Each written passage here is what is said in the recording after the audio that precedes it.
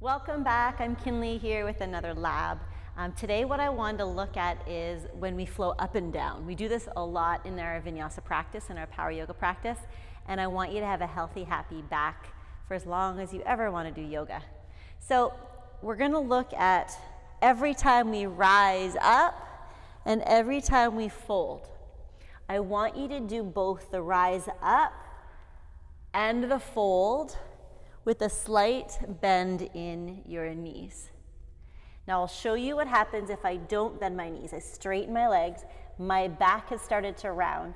That could just be from tight hamstrings, tight hip flexors, who knows.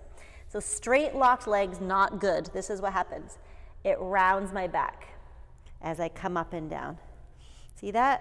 You don't want to come up and down with a rounded back. Not when we're flowing rigorously and vigorously with our breath. I want you to bend your knees. Now look at all the length in my low back. I'm going to use my legs and my core, right, to come up. And as I fold, same thing, bent knees. Stick your booty out. Fold. So I'm using my core and my legs.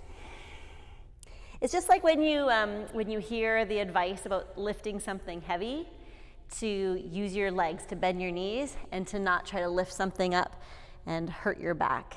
And most of us are walking around, generally the statistic is most of us have some kind of bulging disc waiting to happen. You know, where like the jelly inside of the vertebrae is kind of sticking out a little bit. So when we fold like this, round our back, and then add the pressure of our arms, the weight of our arms and our head, it could be not good for you. So don't do that, okay? This is what it's going to look like as we flow up and down every time. You're going to keep a little bend in your knees, pull into the core, rise up, reach up. And I like to do hands to the heart center. See, my knees are bent, sticking my booty out, using my core to fold. And on the way back up, it'll look the same. Chest forward, reach the arms up. Now, whether you want to take your arms out like a big swan dive, you can do that with the bent knees. If you take your arms forward like this, it's just more challenging. There's more leverage, more weight that your low back and your core is going to have to hold and bear. So my favorite is hands through the heart center. Rise up, hands through the heart center, fold. Okay? Bend the knees, use your strong core strength. Keep it out of the low back. Don't want that. So think about a nice long spine, bent knees coming up and down, leading with your chest. Up and down.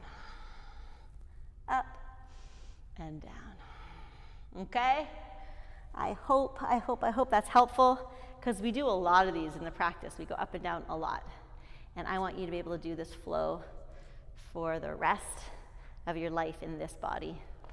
All right, I hope you enjoyed this lab today, and I've got a whole bunch of other labs on here if you want to learn about other little parts of the practice. Thanks for joining.